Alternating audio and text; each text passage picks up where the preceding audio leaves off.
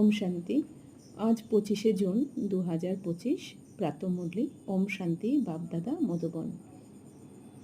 আজ আমাদের মিষ্টি মিষ্টি বাবা বলছেন যে, মিষ্টি বাচ্চারা, বাবা তোমাদের নতুন দুনিয়ার জন্য রাজযোগ শেখাচ্ছেন। সুতরাং এই পুরানো দুনিয়ার বিনাশ অবশ্যই হবে। তো বাবা কি বলছেন যে, একমাত্র আমাদের বাবা শিব বাবা নতুন দুনিয়ার জন্যই আমাদের রাজযোগ শেখাচ্ছেন। তো আমাদের জানা উচিত যে যোগ কিন্তু 6 ধরনের, 6 প্রকার। তো সেগুলো হলো জ্ঞান যোগ, কর্মযোগ, হঠযোগ, ক্রিয়াযোগ, রাজযোগ আর ভক্তিযোগ। তো এই 6 রকম যোগের মধ্যে রাজযোগ কিন্তু একমাত্র ভগবান ছাড়া আর কেউ শেখাতে পারেন না, এটা শাস্ত্রতেও লেখা রয়েছে। আর এই রাজযোগের মাধ্যমেই আমরা নিজেকে জেনে ভগবানের সাথে যোগযুক্ত হতে পারি। আর যখন আমরা বাবার সাথে যোগযুক্ত হয়ে যাই, তখন আমরা কি হয়, আমাদের বিকর্ম বিনাশ করে আমাদের কর্মেন্দ্রিয়কে আমরা কন্ট্রোল করতে পারি। কর্মেন্দ্রিয়কে কন্ট্রোল করে আমরা নতুন দুনিয়াতে চলে যাই, অর্থাৎ আত্মারা শতপ্রধান হয়ে যায়।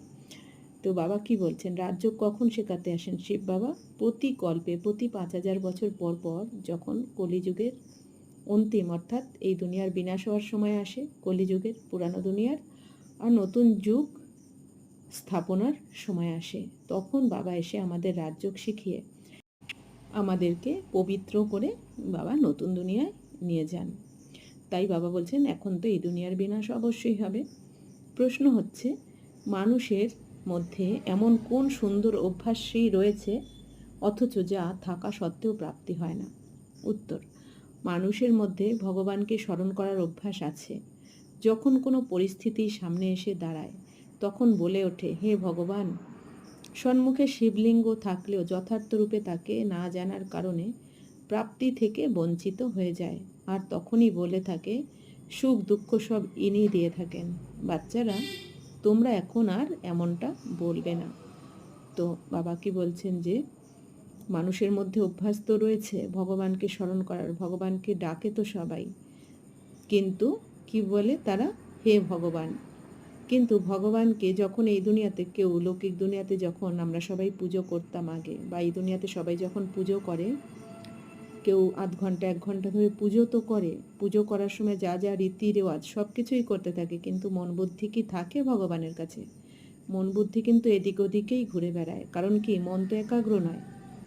তো এই দুনিয়াতে তো সবাই ভয়েতে পুজো করে, যেন কি মনে করে মানুষ, যে পুজো না করলে যদি ভগবান পাপ দেয়, এইটা মনে করে পুজো করে। বাকি সেটাই বাবা বলছেন যে, অভ্যাস তো আছে ভগবানকে স্মরণ করার, আর ডেকেও থাকে ভগবানকে যে, হে ভগবান। আর সামনে শিবলিঙ্গ থাকলেও বাবা বলছেন কি, যথার্থ রূপে তো বাবাকে চেনে না। আগে আমরাও যখন শিবলিঙ্গকে পুজো করতাম বাবাকে না জানার আগে, তখন তো বাবার আসল নাম, রূপ, দেশকাল কিছুই জানতাম না। এখন আমরা কি জানি যে ভগবানের নাম কি, শিব। শিব কথার অর্থ কল্যাণকারী, আর লিঙ্গ কথার অর্থ কি, প্রতিমা। তো শিব বাবার নাম, বাবার রূপ কেমন, বিন্দু স্বরূপ, বাবার দেশ কোথায়, পরমধাম, তাই না? আর বাবা তো অকাল মূর্ত।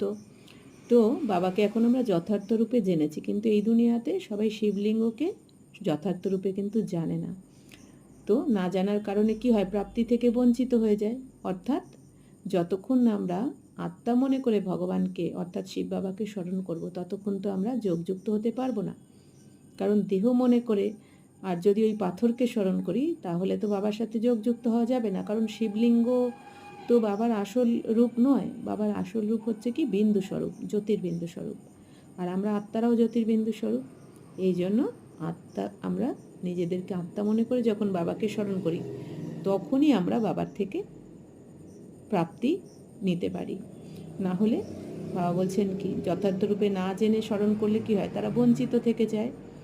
আর তখনই বলে থাকে, সুখ দুঃখ সব ইনিই দিয়ে থাকেন। তো না জানার কারণে কি বলে থাকে যে, ভগবানই সুখ দেয়, ভগবানই দুঃখ দেয়। কিন্তু বাবা কি বলেন, বাবার তো টাইটেলই হলো সুখদাতা। বাবা তো দুঃখ হরণ করে সুখ দিয়ে থাকেন, সুখ প্রদান করেন আমাদের। তো আমরা এখন যেহেতু জেনে গেছি সব কিছু, তো এই জন্য বাবা বলছেন কি, এখন তোমরা তো আর এরকম বলবে না। ওম শান্তি। বাবা যাকে রচয়িতা বলা হয় তিনি কিসের রচয়িতা? নতুন দুনিয়ার রচয়িতা। নতুন দুনিয়াকে বলা হয় স্বর্গ বা সুখধাম। নাম বলে কিন্তু কাকে বলে জানা নেই। তো বাবা বলছেন বাবা তো হলেন রচয়িতা, তো কি রচনা করেন বাবা? নতুন দুনিয়ার রচনা করেন, স্বর্গের রচয়িতা বাবা। তো এই দুনিয়াকে কি বলা হয়? স্বর্গ বা সুখধাম বলা হয় নতুন দুনিয়াকে। কিন্তু নাম তো বলে, কিন্তু সুখধাম যে সত্যযুগকে বলা হয় এটা কিন্তু এই দুনিয়া জানে না। স্বর্গকে যে সুখধাম বলা হয় এটা কিন্তু এই দুনিয়ার কেউ জানে না, এটা বাবা বলছেন। তো কৃষ্ণের মন্দিরকেও সুখধাম বলে। কৃষ্ণ তো বিশ্বের মালিক ছিল, অসীম জগতের মালিককে সীমিত জগতের মালিক বানিয়ে দেয়। কৃষ্ণের ছোট মন্দিরকে সুখধাম বলে থাকে। বুদ্ধিতে এটাও আসে না যে কৃষ্ণ তো বিশ্বের মালিক ছিল, ভারতের নিবাসী ছিল, তোমাদেরও প্রথমে কিছু জানা ছিল না। তো শিব বাবা তো জন্ম মরণের চক্রে আসে না, শিব বাবা তো বিশ্বের মালিক হয় না। তো কৃষ্ণ তো বিশ্বের মালিক ছিল। কৃষ্ণ তো সত্যযুগে এসেছিল, সত্যযুগের প্রথম রাজকুমার ছিল, কিন্তু শিব বাবা তো সত্যযুগে আসেন না। তাই বাবা বলছেন কি এই দুনিয়া তো জানে না, শ্রীকৃষ্ণের সম্বন্ধেও সম্পূর্ণ জ্ঞান কারোর মধ্যে নেই। তো বাবা বলছেন তোমাদেরও প্রথমে কিছু জানা ছিল না, বাবা তো সব কিছুই জানেন। সৃষ্টির আদি মধ্য অন্তের সমস্ত জ্ঞান তার কাছে রয়েছে। তো বাবা বলছেন আগে আমাদেরও না আত্মার জ্ঞান ছিল, না পরমাত্মার, আর না এই সৃষ্টি চক্রের জ্ঞান জানা ছিল। কিন্তু এখন তো আমরা সৃষ্টির আদি মধ্য অন্তের জ্ঞান সব কিছুই বাবার থেকে জেনেছি, কারণ বাবা হলেন জ্ঞানের সাগর, বাবা হলেন সর্বজ্ঞ, বাবাই সব কিছু জানেন। তো সৃষ্টির আদি মধ্য অন্ত অর্থাৎ কি? আদি অর্থাৎ সত্য ত্রেতাকে বলা হয়, মধ্য অর্থাৎ দাপর, আর অন্ত অর্থাৎ কলিযুগ।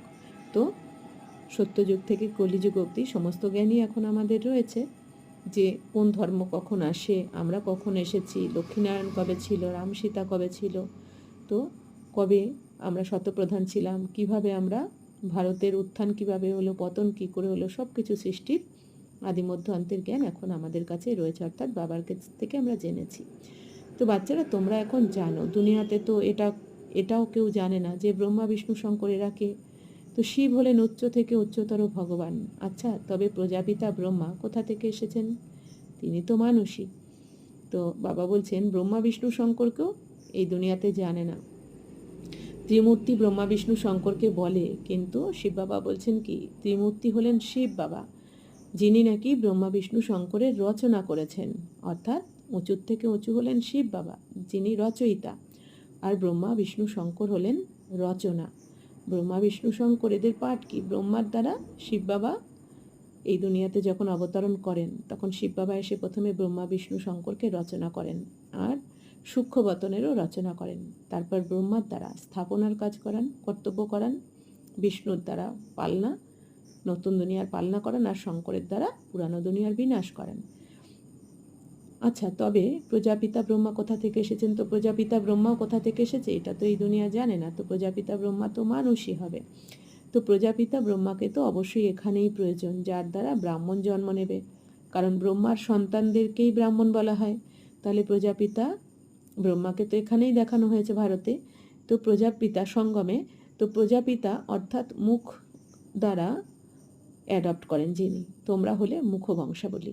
অর্থাৎ শিব বাবার যেহেতু শরীর নেই, এবার শিব বাবা কীভাবে আমাদের বাচ্চাদেরকে, আত্মারূপী বাচ্চাদেরকে কীভাবে অ্যাডপ্ট করবেন?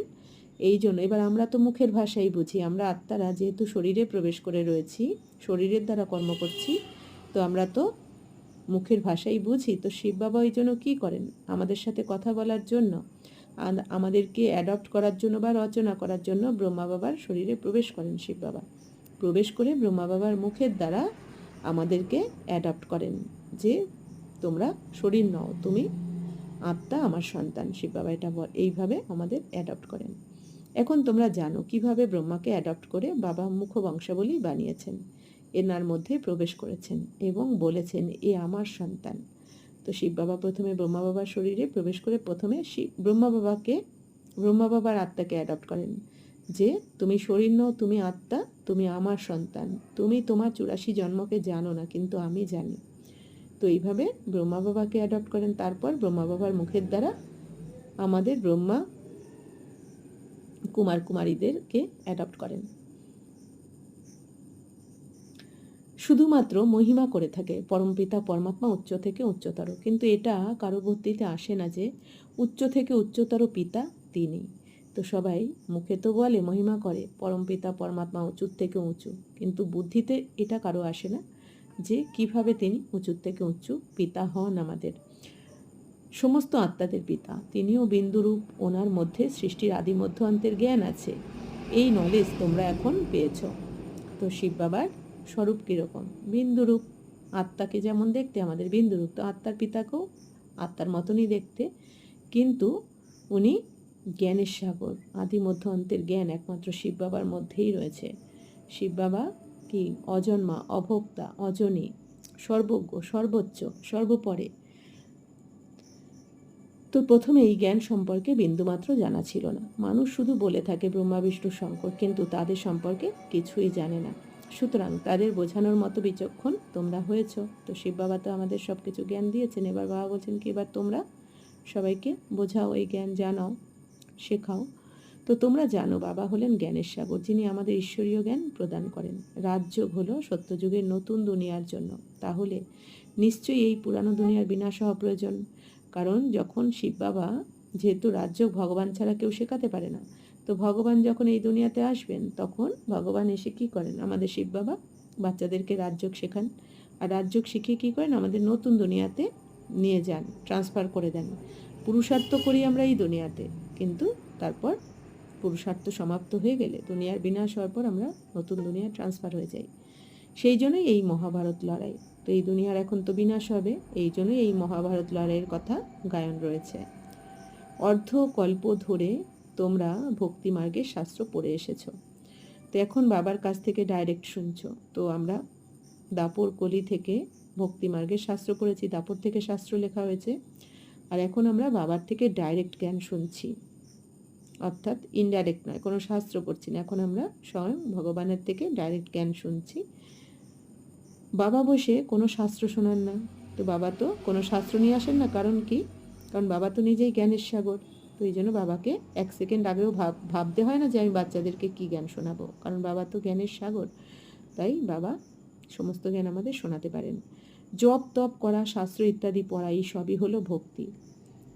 বাবা বলছেন কি জপ তপ পুজো পাঠ এইগুলো হচ্ছে ভক্তি। তো শাস্ত্রতেও কী লেখা রয়েছে, গীতাতেও কী লেখা রয়েছে যে জপ তপ পুজো পাঠ শাস্ত্র অধ্যয়ন এগুলো করে আমাকে পাওয়া যায় না, কিন্তু এগুলো ত্যাগ করাও উচিত নয়। তো সুতরাং ভক্তদের ভক্তির ফল তো চাই, কেননা পরিশ্রম তো করে ভগবানের সাথে মিলিত হওয়ার জন্য। জ্ঞানের দ্বারাই সদ্গতি প্রাপ্ত হয়। তাহলে আমরা যে এত ভক্তি করেছি দাপর কলিতে 2500 বছর ধরে যে আমরা এত ভক্তি করেছি, তো ভক্তির ফল পাওয়ার জন্যই তো সবাই ভক্তি করে। আর ভক্তির ফল কখনো না কখনো তো ভগবান দিতে আসবেনই, তবেই তো এত ভক্তি সবাই করেছে বা করছে। তো সেই ভক্তির ফল কি, এটাও অনেকে জানে না। তো বাবা বলছেন এই ভক্তির ফল হচ্ছে জ্ঞান। কারণ ব্যাসদেব কি লিখেছেন গীতাতে, যে স্থূল জিনিস দ্বারা ভক্তি করার থেকে জ্ঞান শ্রেষ্ঠ, আর জ্ঞানের থেকে ধ্যান শ্রেষ্ঠ।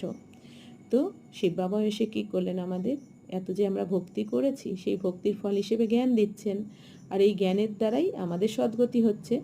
আর বাবা কি বলেন? যে আমাকে স্মরণ করো, অর্থাৎ ধ্যান বা স্মরণ। তো জ্ঞান আর ভক্তি একসাথে চলতে পারে না। এখন হলো ভক্তির রাজ্য, সবাই ভক্ত, প্রত্যেকের মুখ থেকেই ও গডফাদার অবশ্যই শোনা যায়। তো বাবা বলছেন জ্ঞান আর ভক্তি একসাথে চলতে পারে না। তো যখন এতদিন ভক্তি হয়েছে, এবার বাবা এসেছেন, এসে জ্ঞান দিচ্ছেন। তো এখন তো ভক্তি শেষ হয়ে যাবে। ভক্তি শেষ হলেই কী হবে? যার যার ভক্তি শেষ হবে সেই জ্ঞান মার্গে চলে আসবে বাবার কাছে জ্ঞান নিতে, কারণ ভক্তির ফল নিতে বাবার কাছে আসবে। মানুষ হে ভগবান বললে শিবলিঙ্গই স্মরণে আসবে, সেটাও যথার্থ রীতিতে নয়, যেন এক অভ্যাসে পরিণত হয়েছে ভগবানকে স্মরণ করা। ভগবানই যেন সুখ দুঃখ দিয়ে থাকেন। এখন বাচ্চারা তোমরা এমনটা বলবে না। তো বাবা বলছেন কি, মানুষ তো হে ভগবান বলে স্মরণ করে, আর শিবলিঙ্গই স্মরণে আসে যখন সবাই হে ভগবান বলে, কারণ শিব বাবাই হচ্ছেন কি উঁচুর থেকে উঁচু। তো বাবা বলছেন এটা যেন একটা অভ্যাসে পরিণত হয়েছে। সুখ দুঃখ সবাই কি মনে করে ভগবানই সুখ দেন, তো ভগবানই দুঃখ দেন। কিন্তু এখন তো আমরা জেনে গেছি যে না, ভগবান তো শুধু সুখই দেন, ভগবান তো কখনো দুঃখ দিতে পারেন না। তো তোমরা জানো বাবা হলেন সুখদাতা। সত্যযুগে সুখধাম ছিল, দুঃখের চিহ্ন মাত্র ছিল না। তো বাবা বলছেন তোমরা জানো যে বাবা হলেন সুখদাতা। দুঃখ তো পাই আমাদের কর্মের জন্য, কারণ কর্মের ফল তো পেতেই হয়। তো বাবা খালি সুখী দেন আমাদের। তো সত্যযুগে ছিল সুখধাম, আর দুঃখের চিহ্ন মাত্র ওখানে থাকে না। সত্যযুগে ওখানে দুঃখ শব্দটাই থাকবে না ওখানে। তো কলিযুগে তো শুধুই দুঃখ, এখানে সুখের কোনো চিহ্ন নেই। উচ্চ থেকে উচ্চতর ভগবান, তিনি হলেন সকল আত্মাদের পিতা। এটা কারো জানা নেই, আত্মাদেরও পিতা আছে। তো বাবা বলছেন যে উঁচুর থেকে উঁচু তো ভগবান শিব বাবা, আর আত্মাদের পিতা হলেন আমাদের শিব বাবা। দুনিয়াতে যত আত্মা আছে সমস্ত আত্মার পিতা শিব বাবা, তাই শিব বাবাকে অসীম জগতের পিতাও বলা হয়। আর যেহেতু দুনিয়াতে সমস্ত আত্মার পিতা এক পরমপিতা পরমাত্মা শিব বাবা, এই জন্য আমরা আত্মারা ভাই ভাই হয়ে যাই। আত্মাকে কি পরমাত্মা বলবে? জীবাত্মা বলা হয়, জীব পরমাত্মা বলা হয় না। তো আত্মাকে তো পরমাত্মা বলা হবে না। এই দুনিয়াতে আমরা এতদিন কি ভুল করেছি, আমরা নিজেদেরকে শরীর মনে করেছি, আর আমাদের শরীরের মধ্যে যে আত্মা, সেই আত্মাকে আমরা পরমাত্মা মনে করেছি। এই জন্য আমরা বলেছি কি আত্মাই পরমাত্মা। কিন্তু বাবা বলছেন না, আমরা হলাম জীব আত্মা। জীব মানে শরীর, আর শরীরের মধ্যে আত্মা, তো জীব আত্মা। কিন্তু জীব পরমাত্মা বলা হয় না। তো পরমাত্মা সর্বব্যাপী কিভাবে হতে পারে? পিতা সর্বব্যাপী হলে তো ফাদারহুড হয়ে যাবে। তো বাবা বলছেন বাবা যদি সর্বব্যাপী হয়, অর্থাৎ সবার মধ্যেই যদি পরমাত্মা থাকেন, তাহলে তো সবাই বাবা হয়ে যাবে। তো সবাই আত্মারা ভাই ভাই হয়, কিন্তু সব আত্মারা বাবা বাবা হয় না, কারণ বাবা তো একজনই শিব বাবা, যিনি পরমধামে থাকেন। আর এখানে আমরা আত্মারা আত্মা ভাই ভাই সবাই যে যার শরীর নিয়ে পার্ট প্লে করতে থাকি। পিতার কাছ থেকে অবিনাশী উত্তরাধিকার গ্রহণ করবে কিভাবে? তাহলে সব আত্মারা যদি পরমাত্মা হতো, তার মানে কি আমরা বাবা বাবা হতাম। পিতা, তাহলে পিতার থেকে তো উত্তরাধিকার পায় না, বাচ্চারা পিতার থেকে উত্তরাধিকার পায়। সবাই ফাদার কিভাবে হবে? এত ছোট একটি বিষয় কারোর বিবেচনায় আসে না। বাবা বলেন বাচ্চারা, আজ থেকে 5000 বছর আগে তোমাদের কত বিচক্ষণ করে তুলেছিলাম, তোমরা এবার হেলদি ওয়েলদি বিচক্ষণ ছিলে। তো বাবা বলছেন 5000 বছর আগেও বাবা এভাবেই আমাদের রাজ্য শিখিয়ে আমাদেরকে পুরুষার্থ করিয়ে অনেক বুদ্ধিমান করে দিয়ে গেছিলেন, বিচক্ষণ করে তুলেছিলেন। আর আমরা এভার হেলদি ওয়েলদি হয়েছিলাম, অর্থাৎ আমরা চিরসুস্থ চিরসম্পদবান হয়েছিলাম সত্যযুগে। এমন বিচক্ষণতা কারো হতে পারে না, কারণ যাকে স্বয়ং ভগবান বসে তৈরি করেন, যখন ভগবান বসে আমাদেরকে পড়াচ্ছেন, নিজের হাতে তৈরি করছেন, আমাদেরকে শেখাচ্ছেন, আমাদের সাথে করে নিয়ে যাবেন, আমাদের নিজে হাতে লালন পালন করছেন, তো এরকম তো বিচক্ষণতা কারোর মধ্যে হতে পারে না। তোমরা এখন যা জ্ঞান প্রাপ্ত করছো, এসব ওখানে আর থাকবে না। ওখানে তো এটাও জানা থাকবে না যে আমরা পুনরায় অধঃপতিত হব। যদি এটা জানা থাকে তবে সুখ অনুভব হবে না। তো বাবা বলছেন এই জ্ঞান তো এখানেই লুপ্ত হয়ে যাবে, কারণ এই জ্ঞান আমাদের বাবা নতুন দুনিয়ার জন্য দিচ্ছেন। তো নতুন দুনিয়াতে যখন চলে যাবো, বাবা বলছে ওখানে তো আর এই জ্ঞান দরকার হবে না, কারণ ওখানে আমরা পবিত্র হয়ে চলে যাচ্ছি, ট্রান্সফার হয়ে যাচ্ছি। তো বাবা বলছেন ওখানে তোমাদের এই জ্ঞানটাও থাকবে না যে আমরা আবার আস্তে আস্তে নিচে নেমে যাব, বিকারে চলে যাব দাপট থেকে। তো বাবা বলছেন ওখানে যদি তোমাদের মনে থাকতো, তাহলে তো সত্যযুগ ত্রেতা যুগের সুখটাও তোমরা ভোগ করতে পারতে না, তাহলে তো সুখধাম নামটা সার্থক হতো না। তাই ওখানে আমাদের কিছু মনে থাকবে না। তো এই জ্ঞান প্রায় লুপ্ত হয়ে যায়। এই ড্রামার জ্ঞান শুধুমাত্র তোমাদের বুদ্ধিতে রয়েছে। তো এই ড্রামার এই যে এত সুন্দর জ্ঞান, রাজযোগের জ্ঞান, বাবা বলছেন কি যারা আমরা প্রতিকল্পে পাই, তো আমাদের বুদ্ধিতেই রয়েছে। ব্রাহ্মণরাই এর অধিকারী হয়ে থাকে, কারণ ভগবানের সন্তান তো ব্রাহ্মণ হয়, তাই না? শূদ্ররা তো ভগবানের সন্তান হয় না, ব্রাহ্মণরা হয়। তো আমরা তো এখন শূদ্র থেকে ব্রাহ্মণ হয়ে গেছি, তো আমাদেরই এই জ্ঞান পাওয়ার অধিকারী আমরাই। তো তোমাদের বুদ্ধিতে আছে আমরা এখন ব্রাহ্মণ বর্ণের, ব্রাহ্মণদেরই বাবা এসে জ্ঞান প্রদান করেন, ব্রাহ্মণরা তারপর সবাইকে শোনায়। গায়নও আছে, ভগবান এসে স্বর্গ স্থাপনা করেছিলেন, রাজযোগ শিখিয়েছিলেন। ওরা কৃষ্ণ জয়ন্তী পালন করে, মনে করে কৃষ্ণ বৈকুণ্ঠের মালিক ছিল, কিন্তু সে যে বিশ্বেরও মালিক ছিল এটা বুদ্ধিতে আসে না। যখন তার রাজ্য ছিল তখন অন্য কোনো ধর্ম ছিল না, যমুনার তীরে কৃষ্ণেরই সম্পূর্ণ বিশ্বের রাজ্য ছিল। এখন এই সব বিষয় তোমাদের কে বোঝাচ্ছেন? ভগবান উবাচ। তো শিব বাবা এসে আমাদের সব কিছু বোঝাচ্ছেন যে শ্রীকৃষ্ণ তো বৈকুণ্ঠেরই যে শুধু মালিক ছিল তা নয়, বিশ্বেরও মালিক ছিল। অর্থাৎ এই নতুন দুনিয়াকে তো তখন বিশ্ব বলা হবে, তখন সম্পূর্ণ ভারতকে, অন্য কোনো আর খণ্ড থাকবে না, এই আমেরিকা অস্ট্রেলিয়া এইসব খণ্ড থাকবে না, তখন সম্পূর্ণ দুনিয়াকেই কি ভারত বলা হবে। তো ভারতের মালিক বা বিশ্বের মালিক তো শ্রীকৃষ্ণই হবে। তো সেটাই বাবা বলছেন। আর যমুনার তীরেই কৃষ্ণের সম্পূর্ণ রাজ্য ছিল। বাবাকে বাচ্চারা বলে, বাবা আমরা তোমাকে উত্তরাধিকারী করেছি। বাবাও তখন বাচ্চাদের সন্তান হয়ে যান। বাচ্চারা তারপর বলে, ভগবান তুমি যখন আসবে আমরা তোমার সন্তান হব। পিতাও বাচ্চাদের উত্তরাধিকার দিয়ে থাকেন। বাবাকে উত্তরাধিকারী কি করে করবে, এ অতি গুহ্য বিষয়। নিজের সব কিছু অর্থাৎ অবগুণ এক্সচেঞ্জ করা, এটা বোঝার জন্য বুদ্ধির প্রয়োজন। গরিবরা চট করেই এক্সচেঞ্জ করবে, বিত্তবানদের জন্য বিষয়টি একটু মুশকিল, যতক্ষণ পর্যন্ত না যথার্থ রীতিকে জ্ঞানকে ধারণ করবে। দৃঢ়তার অভাব। গরিবরা চট করে বলে দেয়, বাবা আমরা তো তোমাকে উত্তরাধিকারী করব, আমাদের কাছে কী বা আছে। উত্তরাধিকারী করে শরীর নির্বাহের জন্য নিজেকেই সব কিছু করতে হবে, শুধু ট্রাস্টি মনে করে। তো বাবা বলছেন যে আমরা যে বাবাকে ডেকেছি, হে পতিতপাবন এসো, তো বাবা তো এসেছেন। বাবা এসে এখন আমাদের সন্তান বানিয়েছেন, বাবার সম্পত্তির উত্তরাধিকার বানিয়েছেন বাবা। তো বাবা বলছেন কি, এবার আমরাও বাবাকে কি বলি, যে বাবা যখন তুমি আসবে তখন আমরা তোমার সন্তান হব। তো এখন আমরা বাবাকে কি বলছি, আমাদের তন মন ধন জন সম্বন্ধ সম্পর্ক সব কিছু বাবাকে আমরা সমর্পণ করে দিয়ে কি বলছি, যে বাবা সব কিছু তোমার। তো বাবাকে দেওয়া মানে কি, বাবাকে সব কিছু দিয়ে দিচ্ছি, অর্থাৎ উত্তরাধিকারী বানিয়ে নিচ্ছি। যেমন এই দুনিয়াতে আমাদের সন্তান হলে, লৌকিক দুনিয়াতে সন্তান হলে সন্তান কি ভাবে যে মা বাবার সম্পত্তি পাবো কি না, বা মা বাবাও কি ভাবে যে আমার সন্তানকে দেবো কি অন্য কাউকে দেবো, সন্তানেরই হয়ে যায়। সন্তান জন্ম হওয়ার সাথে সাথেই মা বাবা কীভাবে এই দুনিয়াতে যে বংশধর এসেছে, তো সেরকমই আমরাও এখন বাবাকে যখন সব কিছু দিয়ে দিচ্ছি, তন মন ধন জন সম্বন্ধ সম্পর্ক সব কিছু বাবার, বাবা তোমার, তো তার মানে কি, যে বাবাকে উত্তরাধিকারী বানিয়ে দিলাম, হ্যাঁ, মানে আমরা সন্তান বানিয়ে নিলাম। তেমনি আমরা যখনই বলি যে বাবা সব কিছু তোমার, তো বাবাও সঙ্গে সঙ্গে কি বলেন, বাচ্চারা আমারও যা কিছু আছে সব তোমার। তো এইভাবে বাবাও আমাদের উত্তরাধিকারী করেন, আমরাও যেমন করি। তো বাবা বলছেন কি, সব কিছু বাবাকে আমরা এই যে সমর্পণ করেছি, এবার বাবা বলছেন তোমরা ট্রাস্টি হয়ে থাকো, যে মনে রাখবে সব কিছু তোমরা আমাকে দিয়েছো, কিন্তু আমি কি করব, বাবা তো অভোক্তা, বাবা তো কিছু ভোগ করেন না। এই জন্য বাবা বলছেন যে রাখো নিজের কাছে, কিন্তু যেহেতু আমাকে সমর্পণ করেছো এই জন্য ট্রাস্টি হয়ে তোমরা এবার সব কিছু সামলাও, অর্থাৎ নিমিত্ত, যে সব কিছু বাবার, আমি নিমিত্ত হয়ে সব কিছু ইউজ করছি বা সামলাচ্ছি। তো এই শরীরটাও কিন্তু এখন আমার নয়, এই শরীরটাও আমরা বাবাকে দিয়েছি, এটা মনে করতে হবে আমাদের। তো বাবা তো অনেক যুক্তি বলে দেন।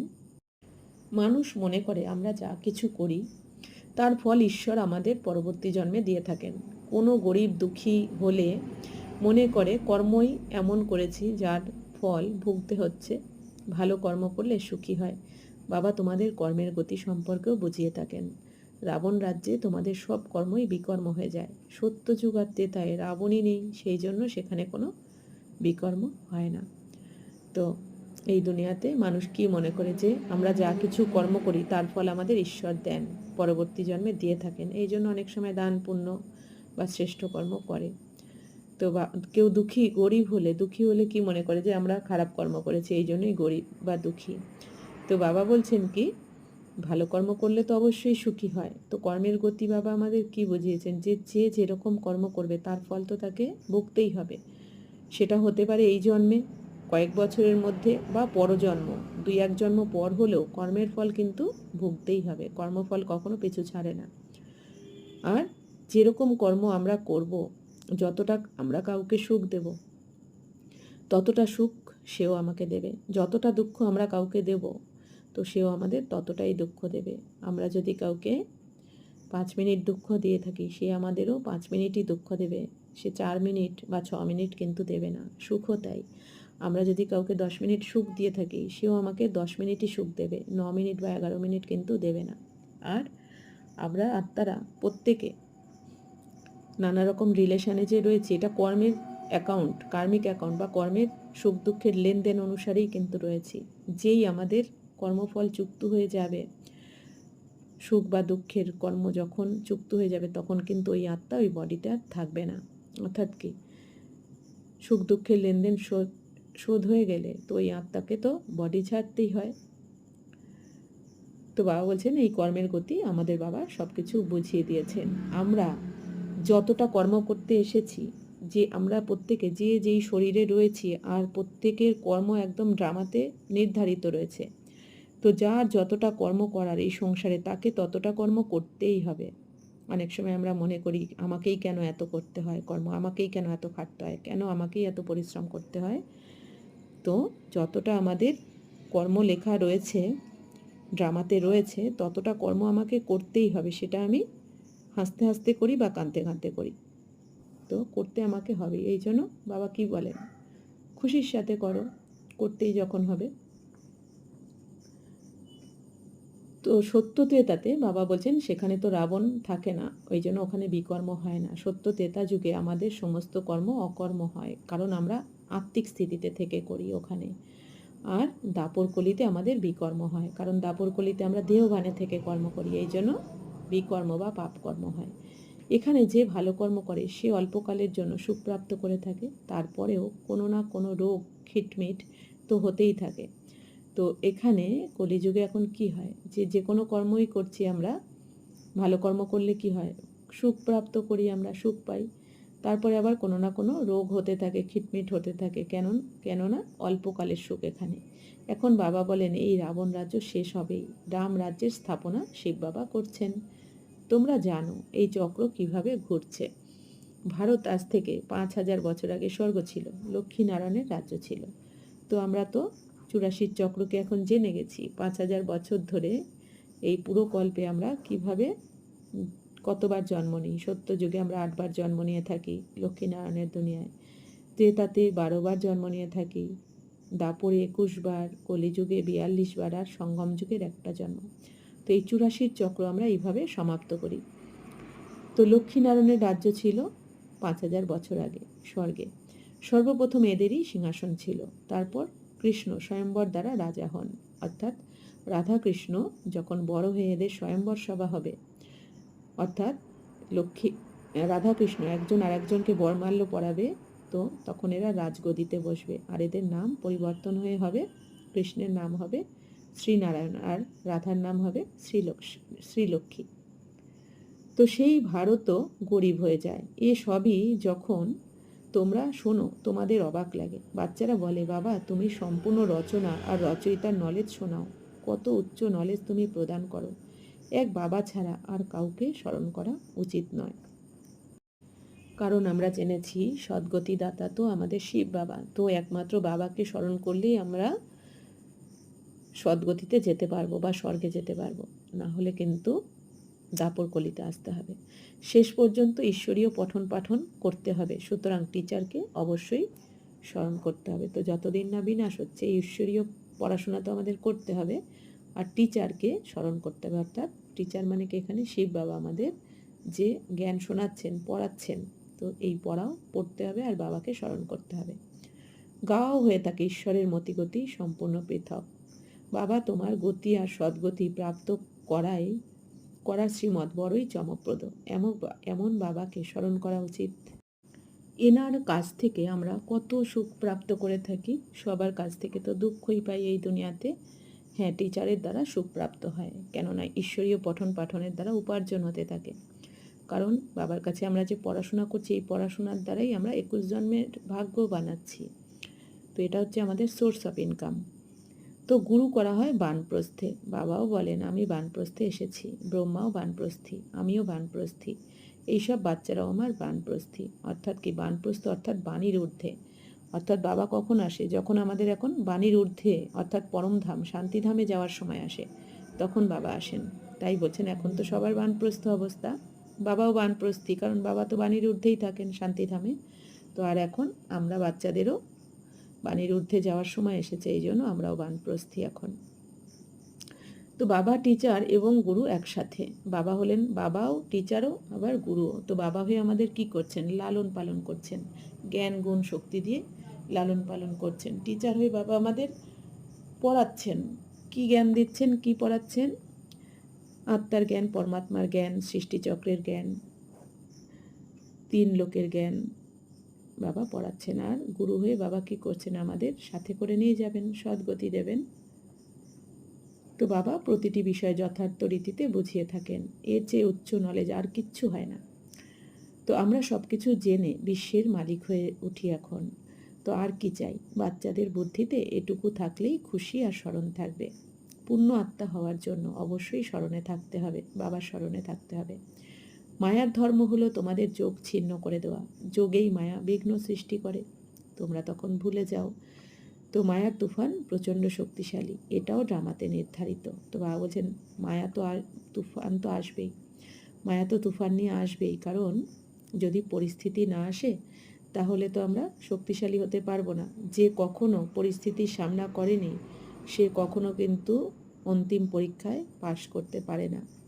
আর যারা যে কোনো পরিস্থিতিকে সামনা করেছে তো তারা কিন্তু, অর্থাৎ কি, যে বারবার টেস্ট দেয়, পরীক্ষা দেয়, সে লাস্ট ফাইনাল পরীক্ষাতেও কিন্তু ভালো রেজাল্ট করে। তো এই জন্য যখনই কোনো তুফান বা পরিস্থিতি আসুক না কেন, মনে রাখতে হবে এই পরিস্থিতি আমাকে কিন্তু নিচে নামাতে আসেনি, এই পরিস্থিতি এসেছে আমাকে ওপরে তোলার জন্য, আমাকে অনুভব করানোর জন্য কিছু না কিছু, আমার স্থিতিকে, মানসিক স্থিতিকে, আত্মিক স্থিতিকে ওপরে তোলবার জন্যই এসেছে। তো এইটা মনে করে চ্যালেঞ্জ করতে হবে, পরিস্থিতিকে সামনা করতে হবে। আর বাবা বলছেন কি, এটা কিন্তু ড্রামাতে নির্ধারণ করাই রয়েছে।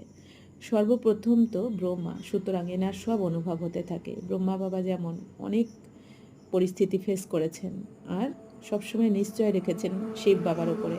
এই জন্য মায়ার তুফান আসা সত্ত্বেও ব্রহ্মা বাবা কিন্তু সবসময় পাশ করেছেন, কোনো পরিস্থিতি ক্ষতি করতে পারেনি। আর অনুভবী এই জন্য ওনাকে বলা হয়। তো মায়ার তুফান আসবে, ব্রহ্মা বাবার কাছেও আসে, তোমাদের কাছেও আসবে। যদি মায়ার কোনো তুফানই না আসে তবে তো তোমাদের যোগ স্থির থাকবে আর তোমরা কর্মাতীত অবস্থা প্রাপ্ত করে ফেলবে। তো বাবা বলছেন মায়ার তুফান তো আসবেই। এবার মায়ার তুফান বা পরিস্থিতি কেন আসবে? কারণ আমাদেরই কোনো না কোনো কর্মের ফল যেটা পরিস্থিতি রূপে আমাদের সামনে আসবে।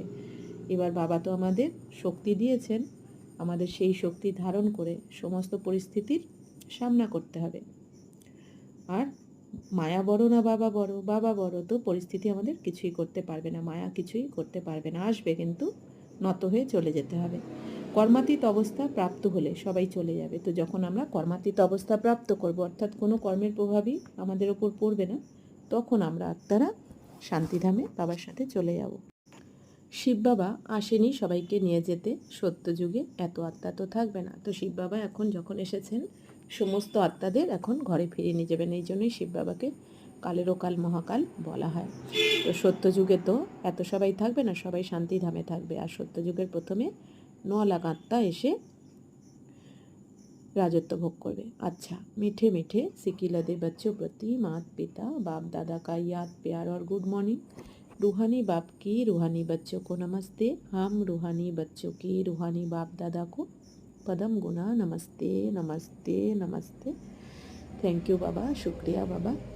ধারণার জন্য মুখ্য সার 1 নম্বর, শিব বাবাকে নিজের উত্তরাধিকারী করে সব কিছু এক্সচেঞ্জ করতে হবে। অর্থাৎ এখানে আমাদের পুরনো তন মন ধন বাবাকে দিয়ে সমর্পণ করে সফল করে নতুন দুনিয়াতে গিয়ে সেটা আমাদের নিতে হবে নতুন করে। উত্তরাধিকারী করে শরীর নির্বাহ করতে হবে, ট্রাস্টি মনে করে থাকতে হবে, কোনো পাপ কর্মে যেন পয়সা খরচ না হয়। তো বাবা বলছেন এখানে বাবাকে সব কিছু সমর্পণ করে ট্রাস্টি মনে করে থাকতে হবে। অর্থাৎ আমি নিমিত্ত, সব কিছু বাবার, আমার কিছু নয়। আর কোনো পাপকর্মে যেন কোনো রকম পয়সা খরচ না হয়। বাবা বলছেন 2, অন্তরে খুশির ঝর্ণা বইতে থাকবে যে স্বয়ং জ্ঞানের সাগর বাবা এসে আমাদের পড়াচ্ছেন। পূর্ণ আত্মা হওয়ার জন্য অবশ্যই স্মরণে থাকতে হবে, মায়ার তুফান থেকে নির্ভীক হতে হবে। বরদান, সত্যতার আধারে এক বাবাকে প্রত্যক্ষকারী নির্ভয় অথরিটি স্বরূপ ভব। সত্যতাই হলো প্রত্যক্ষতার আধার। বাবাকে প্রত্যক্ষ করার জন্য নির্ভয় আর অথরিটি স্বরূপ হয়ে বলো, সংকোচ বোধ করবে না। তো বাবা বলছেন সত্যতাই আমাদের সত্যতার দ্বারাই কিন্তু বাবাকে প্রত্যক্ষ করা যাবে, মিথ্যার দ্বারা বাবাকে কখনোই প্রত্যক্ষ করা যাবে না। তো বাবা বলছেন বাবাকে প্রত্যক্ষ করতে হলে নির্ভয় হয়ে থাকতে হবে, আর অথরিটি অর্থাৎ অধিকারী স্বরূপ হয়ে বলতে হবে। সংকোচবোধ বাবা বলছেন করবে না। যখন অনেক মতাবলম্বী আত্মারা কেবলমাত্র এই একটি কথাকে মেনে নেবে যে আমাদের সকলের বাবা হলেন এক, আর তিনি এখন কাজ করছেন, আমরা সবাই হলাম একেরই সন্তান, সবাই এক, আর এই একই হলো যথার্থ, তখন বিজয় পতাকা ওড়ানো হবে। তো বাবা বলছেন যখন সকলে মেনে নেবে যে আমরা সমস্ত আত্মাদের পিতা হলেন এক পরমপিতা পরমাত্মা, আর আমরা সবাই ওই একেরই সন্তান, তখন বিজয় পতাকা উড়বে। এই সংকল্পের দ্বারা মুক্তিধাম যাবে, আর পুনরায় যখন নিজের নিজের পার্ট প্লে করতে আসবে তখন প্রথমে এই সংস্কার ইমার্জ হবে যে গড ইজ ওয়ান। এটাই হলো গোল্ডেন এজের স্মৃতি। স্লোগান সহ্য করাই হলো নিজের শক্তি রূপকে প্রত্যক্ষ করা।